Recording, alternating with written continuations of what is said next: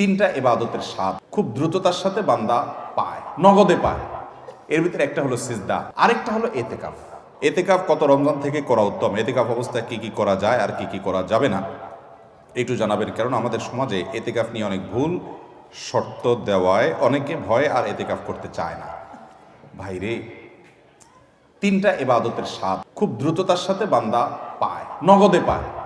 এর ভিতরে একটা হলো সিজদা, নামাজ। একটু আগে বললাম, যদি সুন্দর করে পড়েন আপনি নগদে স্বাদ পাবেন। একটু লম্বা সিজদা দিয়ে একটু চোখের পানি ফেলায় দেখেন, আল্লাহর কাছে খুব স্বাদ পাবেন, তৃপ্তি পাবেন। আরেকটা হলো এতেকাফ। এতেকাফ, সুবহানাল্লাহ, এর স্বাদ যে পাইছে তাকে আর কেউ বেঁধে রাখতে পারবে না। আমার বুঝ জ্ঞান হয়েছে থেকে আমার আব্বা জান রহমতুল্লাহ আলাইকে আমি দেখেছি, আব্বা রমজানে সবসময় এতেকাফ করতেন। সচরাচর কোনো বিশেষ বিপদ না হলে তিনি এতেকাফ ছাড়তেন না। আব্বাজান রহমতুল্লাহ আলাই গত আগস্ট মাসের 18 তারিখে দুনিয়া থেকে চলে গেলেন। কয়েক মাস হলো। গত রমজানে আল্লাহর বান্দা ক্যান্সারে আক্রান্ত, গ্রামের বাড়ি পাঠাইছি আমি, ডাক্তার বলছে অবস্থা ভালো না, লক্ষণ ভালো না, একটু গ্রাম থেকে ঘুরে আসো। আমি গ্রামে পাঠাইছি, উনি গিয়ে মসজিদে এতেকাফ বসে গেছে এবং শেষ দশক পুরাটা মসজিদে এতেকাফ করলেন।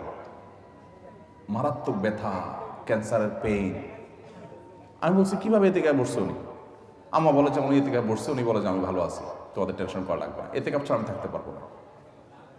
শেষ দশক পুরোটা এতেকাফ করলেন। আজকের এই রমজানে আল্লাহর বান্দা কবরের বাসিন্দা।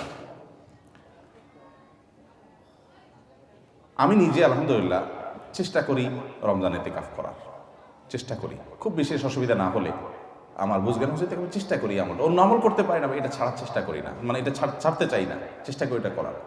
এতেকাফের নগদ স্বাদ পাওয়া যায় ভাই, অভূতপূর্ব এক স্বাদ। যারা করেছেন তারা জানেন। আল্লাহর ঘরে একটু বসে যান, বসে ইবাদতবন্দি করেন, আপনার ফিল হবে কি জানেন? ফিল হবে গাট্টি বসকা নিয়ে আল্লাহর চৌকাঠে এসে পড়ে গেছে, এরকমটা ফিল হবে, অনুভব হবে, অসম্ভব ভালো লাগা কাজ করবে। বিশেষ করে এই মোবাইল টিপি দুনিয়ার হাজারটা কাজে, ইজি কাজে বিজি থাকার এই সময় 10টা দিনের জন্য আপনি নিজেকে বন্দি করে ফেলেন মসজিদে, অন্যরকম একটা স্বাদ পাবেন। আরেকটা ইবাদতের স্বাদ নগদ পাওয়া যায়, অনেক ইবাদতের স্বাদই নগদ পাওয়া যায়। আমি তিনটা আমার অভিজ্ঞতার আলোকে বলছি। সেটা হলো আরাফাতের ময়দানের দোয়া। আল্লাহ যাদেরকে তৌফিক দিয়েছেন তারা জানেন কি তৃপ্তি, কি স্বাদ, কি ভালো লাগা। সেই দুপুর থেকে দোয়া একদম সূর্য অস্ত যাওয়া পর পর্যন্ত লম্বা সময়, কয়েক ঘন্টা পর্যন্ত চাইতে চাইতে আল্লাহর কাছে মন ভরে চাওয়া যায়, খুব ভালো লাগা কাজ করে। আল্লাহ আমাদেরকে সব ইবাদতের স্বাদ পাওয়ার তৌফিক দান করুন। তাহলে ভাইরা আমার, এতেকাফ ইনশাআল্লাহ আমরা করবো তো? আল্লাহ চাহেন তো? খুব লজ্জার কথা যে আমাদের দেশের মসজিদগুলোতে এতেকাফের জন্য টাকা দিয়ে লোক ভাড়া করা লাগে, আছে না নাই? আহারে কপাল পড়া রে।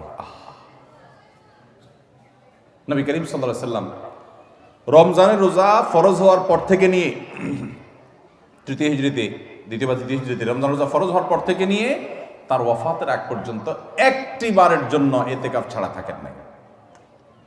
যে আমলটা নবী করিম সাল্লাল্লাহু আলাইহি ওয়াসাল্লামের জীবনে একবারও ছাড়েন নাই, আমরা বেশিরভাগ লোক জীবনে একবারও করি নাই।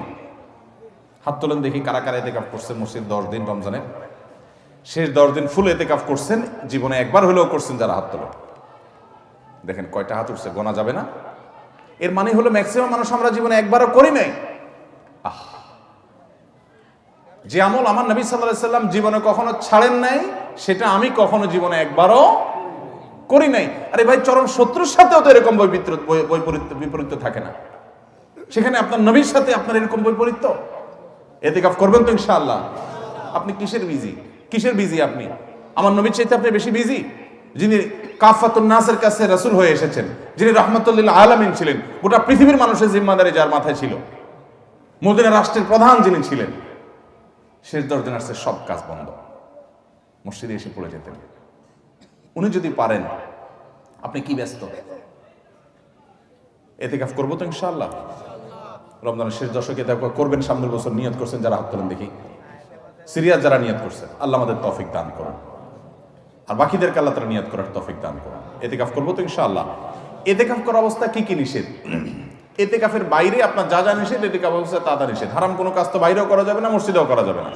তবে এতেকাফরত অবস্থায় আপনি দুনিয়ার কাজ কাম এতেকাফে বসে বসে করবেন না। একান্ত যেটা বাধ্য, আপনার ব্যবসা বাণিজ্য অন্যান্য কাজ যেগুলো না করলে নয়, আপনি মসজিদে বসে ওইটার উপর আপনার ডিপেন্ডেন্ট, আপনার চলতে হয়। আপনি জরুরি 2-4টা কাজ করা লাগলো, সেগুলো করলেন। ওখানে বসে বসে আপনি রীতিমতো এটা দোকান বানায় ফেলবেন না আর কি। ওখানে বসে দুনিয়াবি প্রয়োজনীয় কাজগুলো আপনি সারতে পারবেন, যেগুলো আপনার জন্য জরুরি সেগুলো আপনি করতে পারবেন। এছাড়া আপনি মসজিদের ভিতরে নিজেকে আবদ্ধ করে ফেলবেন। এটা করবেন হলো 20 রমজান সূর্য অস্ত যাওয়ার আগে আগে মসজিদে ঢুকবেন। 20 রমজান সূর্য অস্ত যাওয়ার আগে আগে মসজিদে ঢুকবেন। এরপর থেকে সূর্য ঈদের চাঁদ দেখা যাওয়ার আগ পর্যন্ত মসজিদে থাকবেন। ঈদের চাঁদ দেখা যাওয়ার সংবাদ শুনছেন, এরপর বের হয়ে যাবেন। এই 10 দিন আপনি মসজিদে অবস্থান করবেন, নিজেকে সেখানে আবদ্ধ করে রাখবেন। এবং এর মধ্যে আপনি বাহিরে যাবেন না। বাহিরে যাবেন টয়লেটের জন্য, পেশাব পায়খানা করার জন্য, একান্ত জানা হলো না সেই জন্য যাবেন। এমনকি খাবারটা এনে দেওয়ার লোক থাকলে আপনি বাসায়ও যাবেন না। খাবার এনে দেওয়ার কোনো লোক নাই, কোনো ব্যবস্থা নাই, এরকম কোনো জায়গায় যদি ইতিকাফ করেন তাহলে শুধু খেতে চেয়ে কারোর সাথে কথাবার্তা না বলে সোজা আবার চলে আসবেন, বাস। অর্থাৎ 10 দিন আপনি মসজিদে বন্দি রাখলেন নিজেকে, শুধু বন্দির জন্য, বাস। এ হলো ইতিকাফ। সেখানে আপনি তেলাওয়াত, তাসবিহ, ঘুম, অন্য সাধারণ কাজ কাম সবই করতে পারবেন। এমনকি যে বললাম দুনিয়ার যে কাজ না করলেন সেটাও আপনি জরুরি কাজ মসজিদে বসে করতে পারবেন। বাইরে যে দোকানদারি করতে পারবেন না 10 দিনের জন্য। করবো তো ইনশাআল্লাহ।